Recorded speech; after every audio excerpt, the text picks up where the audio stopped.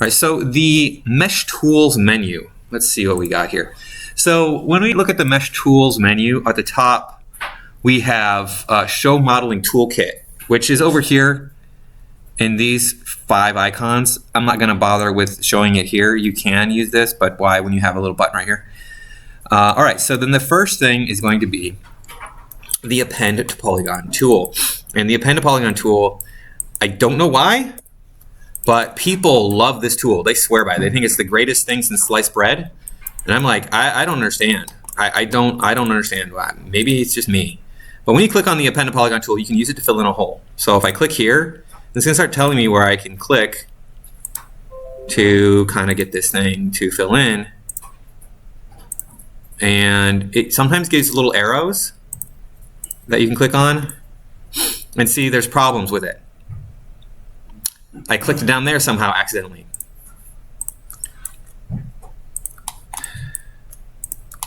And then when I finish it off, okay, well, no, let's see. Can I go back? Okay, delete.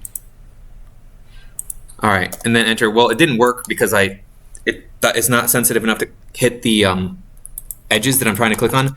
I could just do this and go to Mesh, Fill Hole, and I'm done. I have the same thing that the Append to Polygon tool would have given me if it had worked right. It missed a couple of things.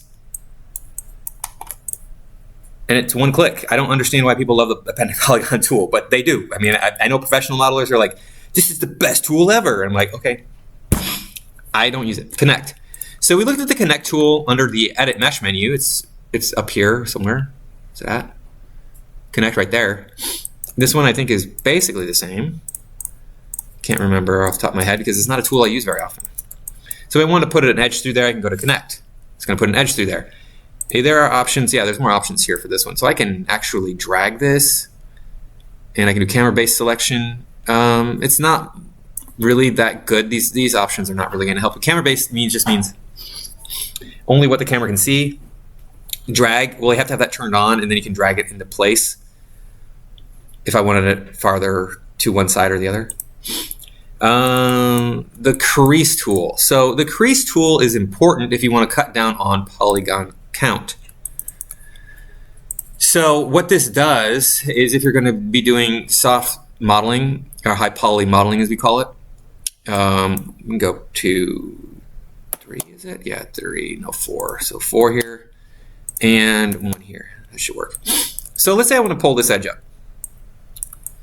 That's cool, but when I press 3, it gets all soft and mushy. Well, if I want to, I can sharpen this with the crease tool. With this edge selected, I click on the crease tool. It's telling me right here, select components, and then a middle mouse button and drag. And then I press 3. Let's see here. There you go. It's sharp. And then I can click on this one, middle mouse and click and drag, and then middle mouse and click and drag. And so I have this shape here with this is a Smooth Mesh Preview, right? So this is it. It's Smooth Mesh Preview. If I wanted to show you what it would take to create one without using the crease tool, let's do one here. So what I would have to do is I could pull this up, right? And then I press 3, it smooths out, right? Well, I would have to go to another tool in here, the Offset Edge tool, and add on control edges, or I could bevel the edges, something to get them to be sharp. But you can see this is much higher poly count than this other one here. There's more edges on this one than there is on this one. So this is how you can sharpen up your objects without adding edges. Let's see here. Create polygon tool is kind of interesting if you want to just create a polygon. So there you go. I got that shape. That's it. I mean, if I wanted a weird shape, this might be the fastest way to create it. Insert edge loop tool. So we've looked at insert edge loop tool. It's my favorite tool. Well, we'll look at it more in depth here. Insert edge loop tool option box. So we have relative distance. So when I add on an edge loop here, and then if I go to equal distance, I can add on an edge loop here. Now the equal distance is this distance is the same. Like let's say this is 1 inch, this is 1 inch, this is 1 inch, this is 1 inch, all the way down. It's 1 inch. This distance here is relative. This means it's okay, since this overall, this original one edge here is shorter than this one down here. So it says, hey, this is 10% from distance from this edge. It's going to be 10% here. It's 10% here. It's 10% here. 10% here. Instead of being a set amount, it's a different distance based on the length of the overall edge that we started with. Does that make sense? Okay. So those are the two different ways. I've never really had to change it to equal distance. I can just use relative distance. Multiple edges. Now, when you turn this on, it brings up this number of edges, and you can change this. Let's go with 5. And then we can add on 5 at a time. I've never really needed to do that, but you could do that. What I mostly need to do this too is like maybe I need to put in 2 edges. Like I want 2 or maybe 3. They'll be equal distance from the outer edges and from each other. So sometimes you want to add in some edge loops that are equal distance from things. And the best use of this is just to type in 1, because it'll put the edge loop down the center of the face row. No matter where I click, it'll put it down the center. All right, so if I click near the center or not, it'll be right down the middle, which is more often what I'm going to want to do. Autocomplete. So if I turn that off, it works more like the multi-cut tool, where I click through, and then I right-click, or not, I press enter, and it completes it. Fixed quads. So what fixed quad setting does is it will read n-gons and then try to make them into quads or quads and triangles. It's not perfect. So if I were to do it, say fixed quads here, and we have autocomplete, and then, so it's not doing it here, see? And if we go the other way, it's not doing it here either. So it's not perfect, like I said. It doesn't always want to do it, but it'll try to fix quads, or fix your n-gons into quads. Insert with edge flow. So this is important. If I press 3 here, we can see my sphere is all janky. It's got ridges on it. It doesn't look like it's smooth. Insert with edge flow mitigates that rippling. So if I turn this on, we can watch right here, watch over here when I click this in here. See, it bumps it out. Watch up here. See, it bumps it out a little bit. So it tries to read that overall shape and mimic the flow instead of putting it in flat. Like these down here, perfectly flat. And you can see up here, it's rounded. If you look close.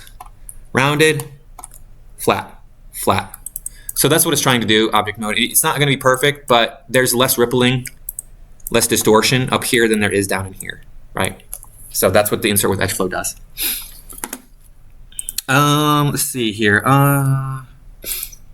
This is your flow adjustment, so you can increase the amount of flow. If it's putting in too much, you can reduce that. And then the smoothing angle, you can change the smoothing angle to get a better angle on whatever object it is that you're inserting with edge flow on.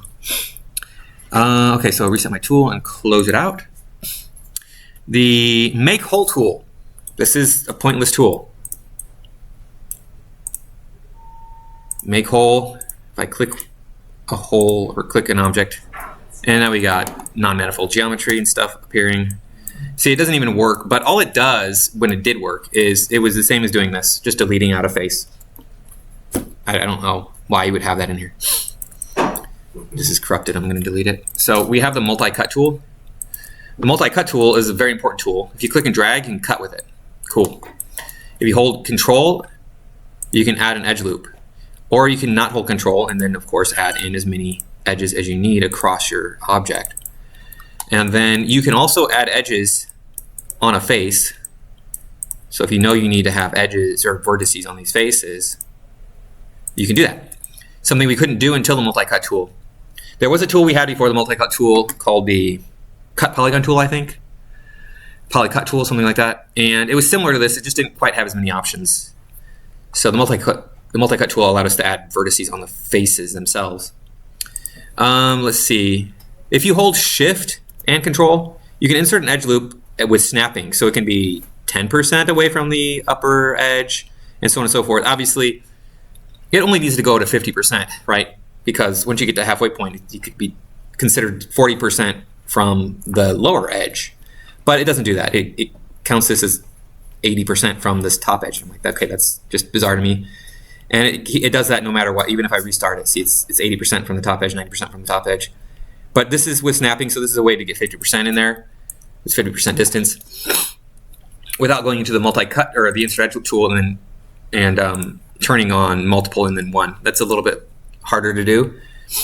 But let's take a look at the options for the multi-cut tool. It's going to be an important tool here. Multi-cut tool. There you go. So we can see here that the snap step is 10%. We can change that. If I want it to be 25%, that would be cool, because maybe I could just do like 25% away or 50% pretty easily that way. Let's set it back to default. The smoothing angle is 180, which is the maximum. It's going to try to smooth out as it is inserted with edge flow. Right? It has edge flow here too. I wish it was the same numbering system as the insert edge loop tool, but it's not. So you can add subdivisions when you're adding in. So if I wanted to hold control, now this is different from the insert edge loop tool. What I just did was make a bunch of n-gons. Why you would need to do this, I don't know. You see, it just adds vertices along the length of the edge that I added in instead of adding multiple edges. But that's how it works. So,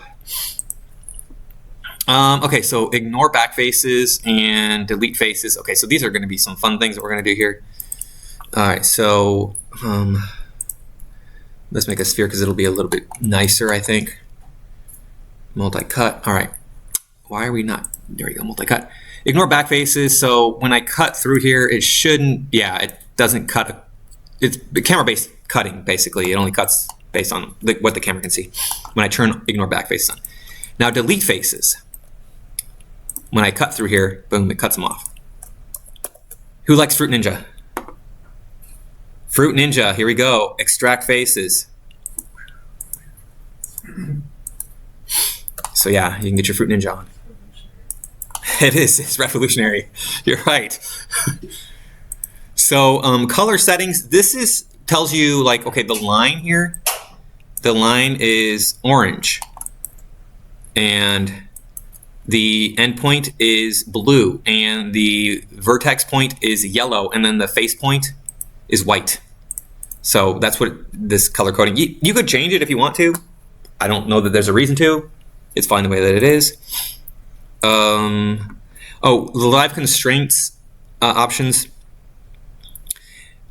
I've never had to use these, so it's not really something I'm that familiar with, but it has to do with live surface. So, all right, here we go. The hotkeys to use this tool are all right here. So you can click to drop a point, and it says to let me see here.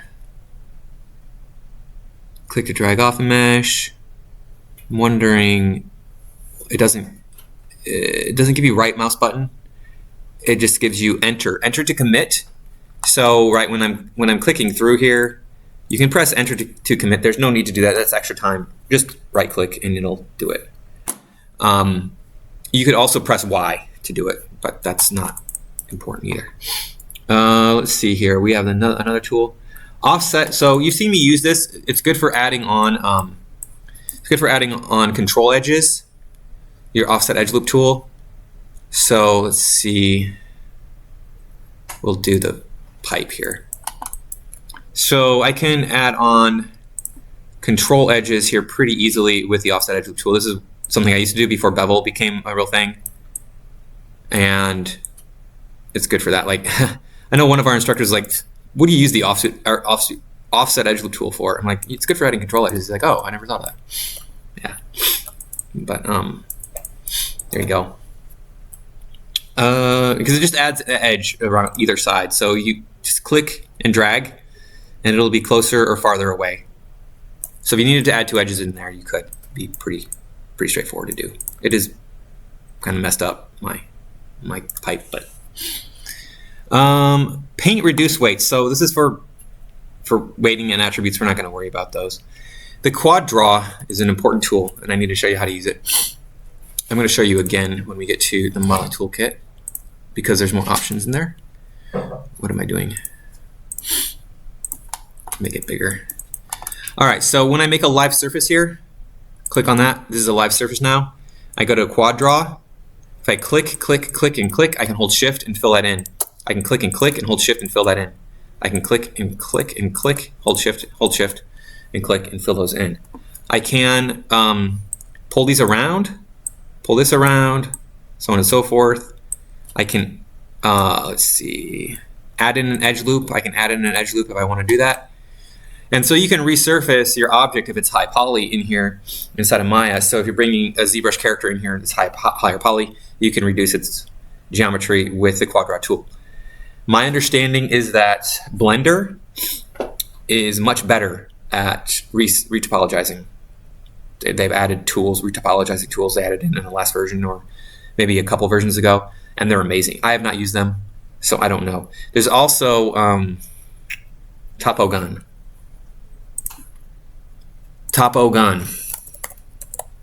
Which is pretty good as well.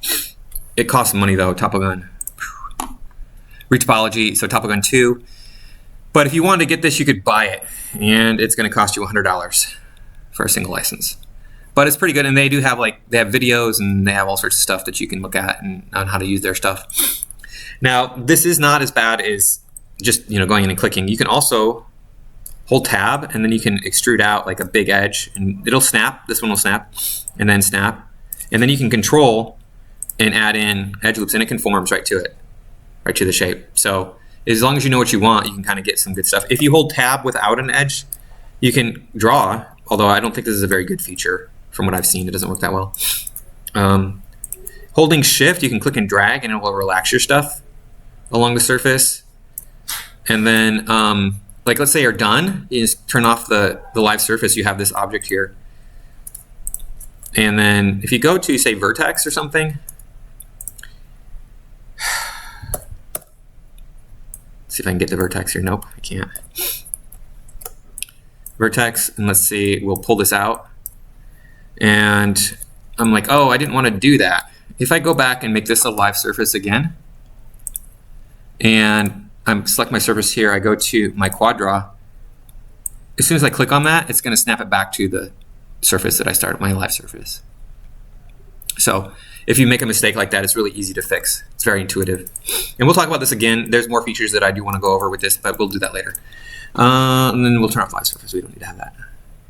Sculpting tools. We're going to have a whole day devoted to sculpting tools. You can go to the sculpting tool menu here. There's a sculpting tool shelf right here. So we're going to go through the shelf. Don't worry about that. But you can access it here if you wanted to. Slide Edge. Slide Edge is a tool I used to use a lot, and we're going to use it today, I think, when we make the dagger. But if you have an edge or an edge fragment, you can then use Slide Edge. And it'll say, hey, middle mouse button, click and drag. But I use the hotkey now. And the reason this is important, so say I slide this edge down. This is actually better than if I were to just move this edge. See how it kind of conforms to the surface, so it doesn't give me a messed up sphere. It kind of keeps that sphere a sphere. But I can just use the hotkey. If I hold Shift and Control and click and drag, and it'll slide edge. Or if I have a single, or maybe an edge fragment here, I can slide these edges. You can do it with vertex too. You can slide a vertex. So it's constrained to the edge loops. Hey Rob, what's going on?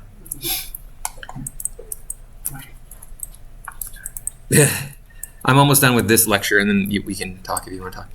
But the vertex here, the target weld. So target weld was added in 2014, I believe. It came with the modeling toolkit, yeah. So it was 2014. And what it does is it allows you to take a vertex to another vertex. So if you have vertices selected, be aware that they will be involved in the target weld. So if I click and drag over, I can move that vertex to snap to that other vertex. Now I wouldn't want to do this, but if I did have a hole in a model I was making and I needed to close that hole and I wanted to move one side to the other, that would be the way to do it. You can go into the options and have it go to center instead of to target. And that will allow you to center the connection point between these two. There you go. Now be aware, like I was saying, oh, go to vertex. If you have vertices selected and you try to target weld, you will involve all of the vertex or all of the vertices.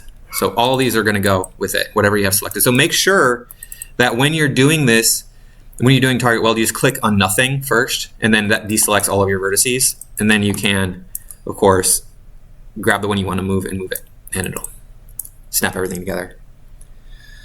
So that is the Mesh Tools menu. Does anybody have any questions on that? Or about anything else? No? You said we're going to go into the Quad Draw in more detail later on? Yeah, I think next week. So Because I just don't really understand the purpose of that. To make like an additional polygon on top of it, if you wanted to add customization for a shape or. Yeah, so let's see here. Where's my... Let's say I had a sphere, right? And the sphere was a higher poly object than this. So we're getting up to 2,500 faces on here. We want to have fewer faces, the better, because Maya doesn't handle a lot of faces as well as, say, ZBrush does. But then you can't animate in ZBrush, so, you know, there's give and take. But let's say this is my shape and I want to make it lower poly. You could reduce it under the mesh menu, but you might not get what you want, especially if you're dealing with like a character head and you reduce that, you might smash the nose in, you might close the eyes or mess up the lips or something. So you want to use the quad draw for that. So we'll turn on a live surface here. And then when we go to the quad draw, I can be more organized than I was before and kind of fill in these. And then maybe hold tab and snap this out to the center here. And add a control edge in over here. See how this is lower poly now than the sphere underneath? So you're saying you do that for the entire sphere?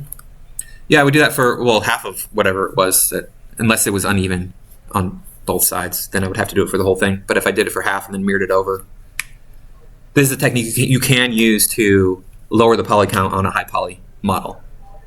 So this is for. You could also just make that shape, but that would be harder to do than using like the duplicate face tool. It would be a lot faster to use. We went over, if you remember the duplicate face tool, it's over here, go to faces.